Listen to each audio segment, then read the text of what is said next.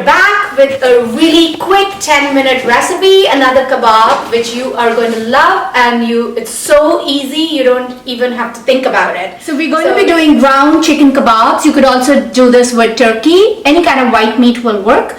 And we're going to use finely chopped ginger, finely chopped garlic, finely diced onions, some green chilies finely diced, and some cilantro. And the only spice we are going to use other than salt is going to be garam masala. You could use fresh mint if you wanted. I didn't have any mint, so we're going with just cilantro.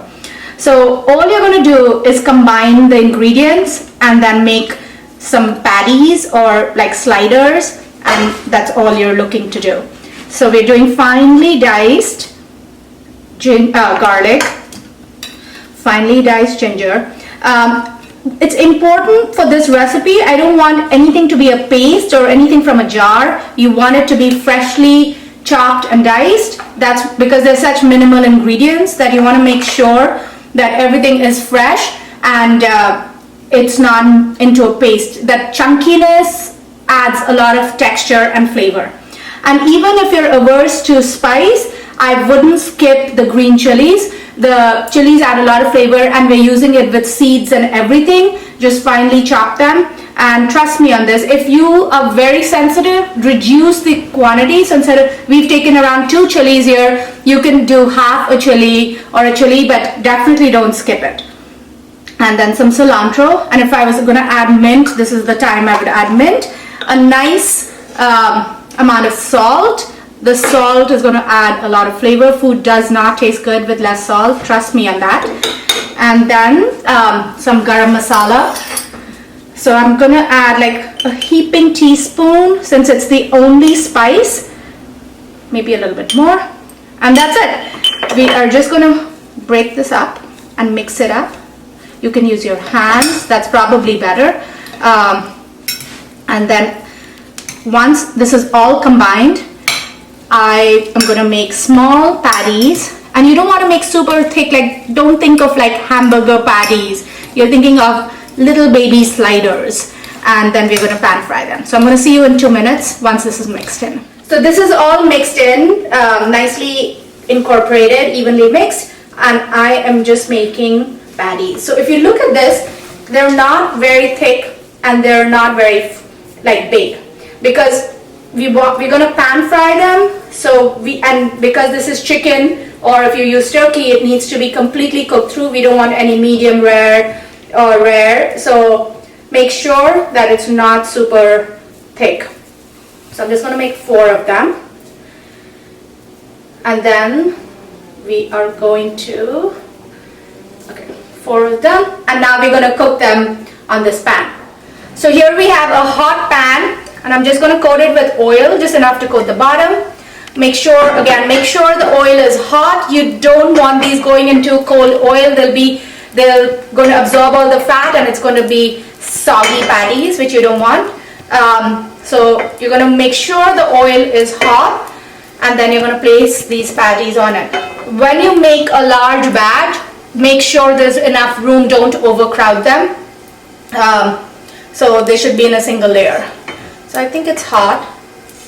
Yes.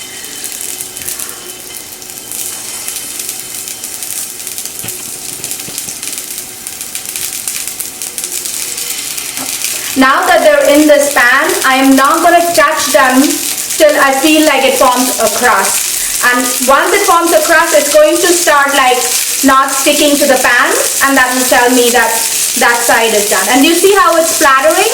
The splattering will stop too. So I'll see you in another 2 or 3 minutes. It's been 2 minutes, so let's take a peek. Yeah, see, I'm beginning to see color, and it's not sticking at all. That tells me that's ready to be flipped.